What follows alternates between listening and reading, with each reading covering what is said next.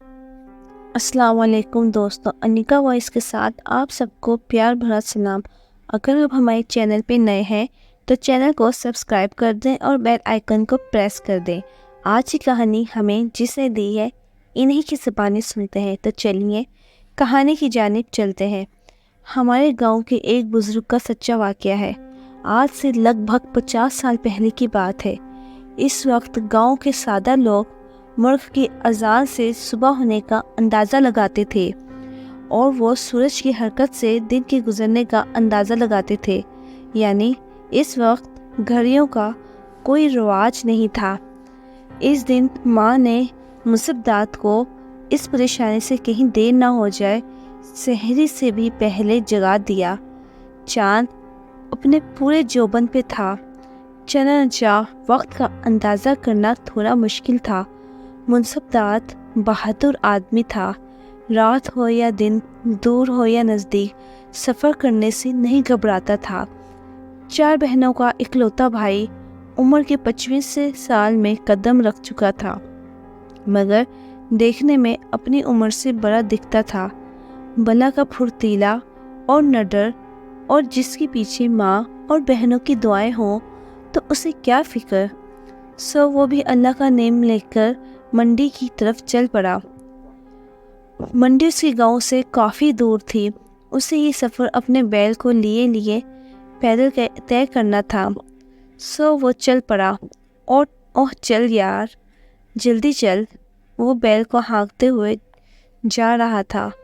گرمیوں کا موسم اور جولائی کا مہینہ تھا، مگر گھر سے باہر کھلی فضا میں آتے ہی مصیبداد کی طبیعت کھل سی گئی۔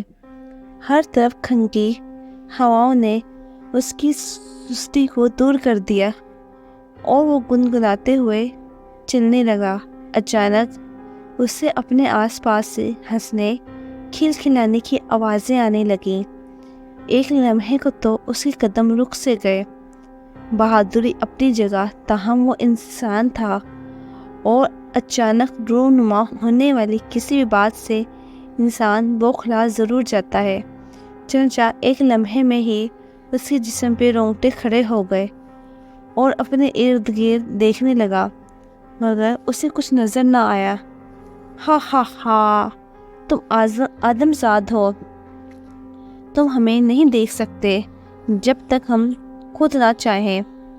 اپنے بے حد قریب کی اس آواز نے مصیبداد کے قدم روک دیے اور وہ دل ہی دل میں آیت الکرسی کا ورد کرنے لگا۔ ڈرو مت، تم خوش قسمت ہو کہ ہم سے آٹھ ٹکرائے۔ اگر تم کسی غیر مسلم کے سامنے ہوتے تو اس وقت یہاں نہ ہوتے۔ مصیبداد کے کانوں میں آواز آئی۔ ان لفظوں نے اسے یہ تو بتا دیا تھا، جو بھی غیر منی مخلوق ہے وہ مسلمان ہے۔ سو اس کے دل کو تھوڑا حوصلہ ہوا، اور ویسے بھی وہ جی دار آدمی تھا اور کلام پاک کا ورد اس کی زبان پہ جاری رہتا ساری تھا، ہمیشہ کی طرح۔ اور جب کلام برحق ایک مسلمان کے سینے میں ہو اور زبان پر بھی ورد جاری ہو تو کوئی بھی غیر مرئی مخلوق اس کا کچھ نہیں بگاڑ سکتی۔ مصیبداد کو دوبارہ آواز آئی، آنکھیں بند کر اور پھر دوبارہ کھول، ہم تیرے سامنے کھڑے ہوں گے۔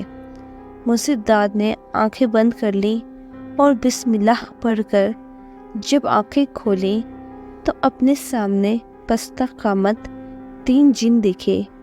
ان کی آنکھیں سرخ اور پلکوں کے بغیر تھیں، جو دیکھنے والے کو خوف زدہ کر دیتی تھیں۔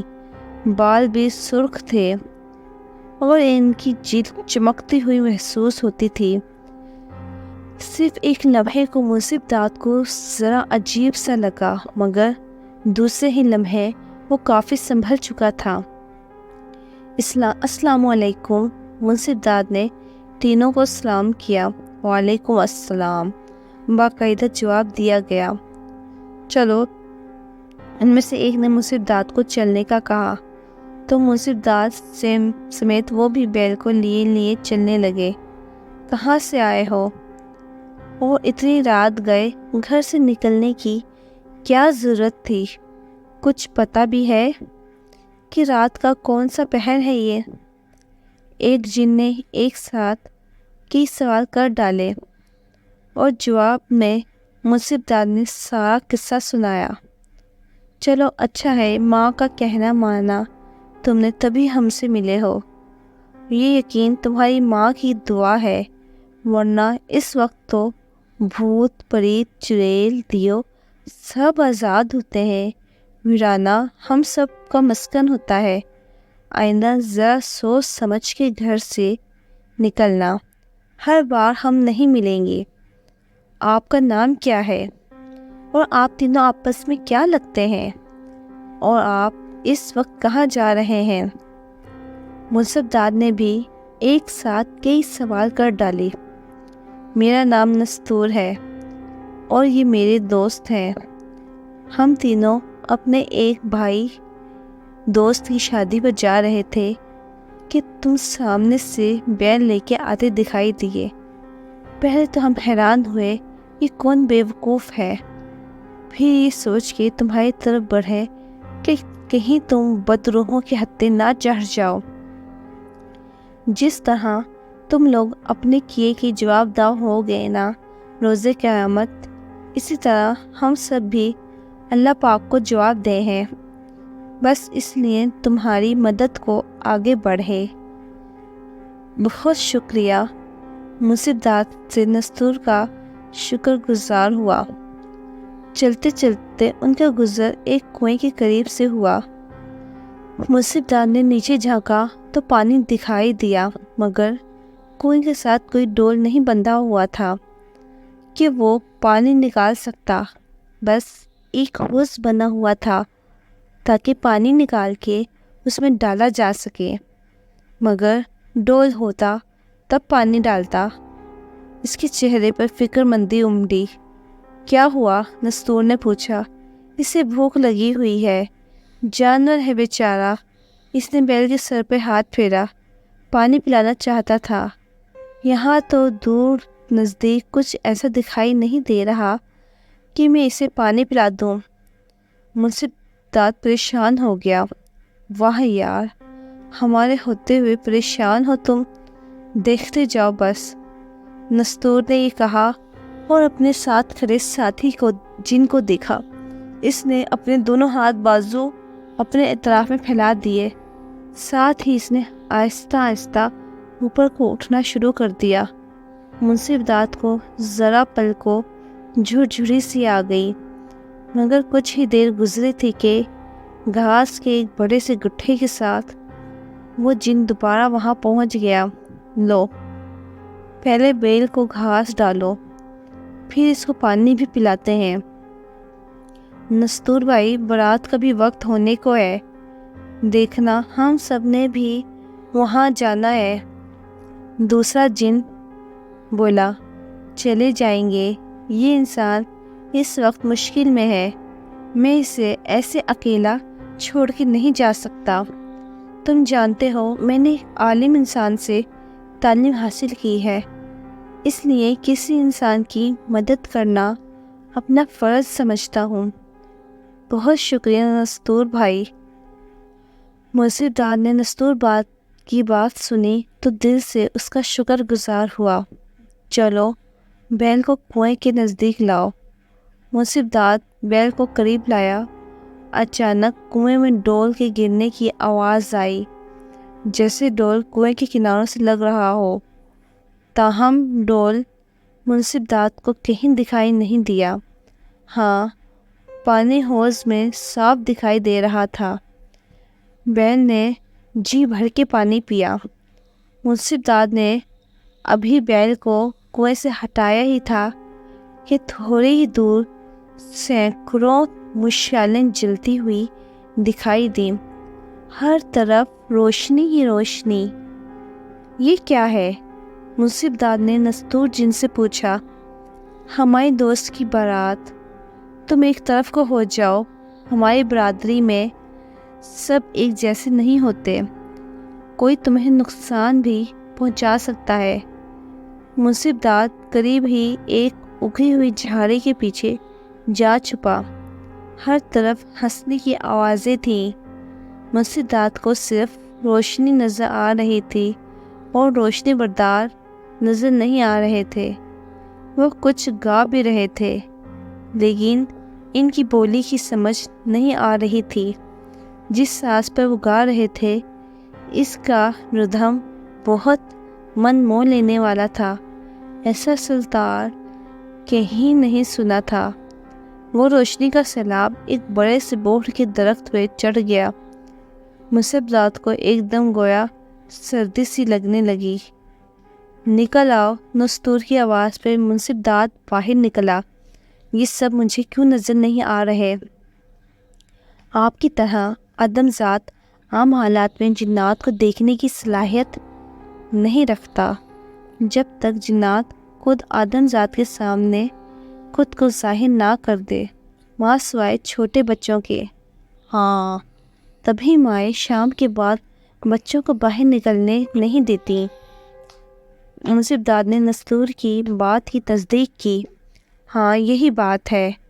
وہ چلتے جا رہے تھے اور صبح کاذب کی روشنی دکھائی دینے لگی۔ تم نے جو راستہ اختیار کر لیا تھا وہ اصل راہ سے ہٹ کے تھا۔ شکر کرو ہم مل گئے، تجھے اور تمہارا راستہ بھی کم ہو گیا، نستور بتا رہا تھا، اور منصف داد اندازہ کر رہا تھا کہ وہ صحیح کہہ رہا ہے، کیونکہ اندازے میں وہ اصل سے ہٹ گیا تھا، تبھی تو وہ ان جنوں کے سامنے آ گیا تھا۔ اب تم جاؤ، یہ وقت ہم جنات کا واپس اپنے اپنے مسکن میں جانے کا ہے۔ ابھی تھوڑی دیر میں آذانیں ہو جائیں گی اور تمہیں کوئی ڈر نہیں۔ ہمیں شادی میں بھی شرکت کرنی ہے، پہلے ہی تمہاری وجہ سے ہمیں دیر ہو گئی ہے۔ نستور بھائی، ہم نے تو سنا تھا کہ جنات بہت نقصان دہ ہوتے ہیں، مگر آپ نے تو میری مدد کی ہے، کوئی نقصان نہیں پہنچایا مجھے۔ بتایا نہ تمہیں کہ ہم جنات میں بھی مسلمان اور غیر مسلم ہوتے ہیں۔ غیر مسلم تو کسی صورت انسان کے ہمدرد نہیں ہو سکتے۔ ہاں، ہم مسلمان تب تک آدم ذات کو نقصان نہیں پہنچاتے جب تک وہ ہمیں نقصان نہ پہنچائیں، مگر ہمیں تو آپ نظر ہی نہیں آتے نستور بھائی، تو ہم کیسے آپ کو اپنے نقصان سے بچا سکتے ہیں؟ منصف داد نے جاننا چاہا۔ بے شک تم انسان ہمیں عام حالات میں نہیں دیکھ سکتے، اس لیے تو اعوذ باللہ اور پھر بسم اللہ پڑھنے کا حکم دیا گیا ہے۔ تم کو جب تم لوگ یہ پڑھتے ہو تو ہم تمہارے راستے سے ہٹ جاتے ہیں، بلکہ غیر مسلم بھی ہٹ جاتے ہیں۔ نستور بھائی، کیا تم ہمارے گھروں میں بھی موجود ہوتے ہو؟ نہیں، جہاں آبادی ہو ہم وہاں اپنا مسکن نہیں بناتے، اور خاص کر مسلمانوں کے گھروں میں کہ وہاں کلام اللہ پڑھی جاتی ہے۔ ہم ہر اس جگہ ہوتے ہیں جہاں پاکی کا خیال نہ رکھا جائے۔ ہر ناپاک جگہ، ہر ویران جگہ ہمارا مسکن ہے، لیکن متقی جنات پاکیزہ جگہوں پر رہتے ہیں۔ چلو اب جاؤ، تمہیں دیر ہو رہی ہے، اور ہمیں بھی ایک آخری بات، آپ جنات سے بچنے کا کوئی طریقہ؟ بہت آسان، صرف کلام اللہ، خود کو پاک صاف رکھنا، گھر کو پاک صاف رکھنا۔ گھر میں کلام اللہ کی آواز جب گونجتی ہے تو تمام شیاطین تک بھاگ جاتے ہیں، ہر بلا بھاگ جاتی ہے۔ ویسے بھی مسلمان جو اللہ پاک کا ذکر کرتا ہو اس کے قریب کوئی بدروح، کوئی شیطان نہیں آ سکتا، کوئی جن اس کا کچھ نہیں بگاڑ سکتا۔ یہ کہہ کر نستور نے اللہ حافظ کہا اور ایک دم غائب ہو گیا۔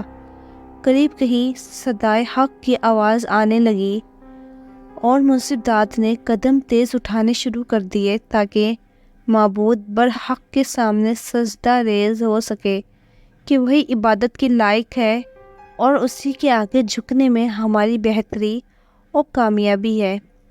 تو دوستو، یہ تھی ہماری آج کی کہانی۔ اگر کہانی آپ کو اچھی لگی ہو تو کمنٹس میں اپنی رائے کا اظہار ضرور کیجیے گا۔ اس کے ساتھ ہی انیکا وائس کو اجازت دیجیے۔ اللہ حافظ۔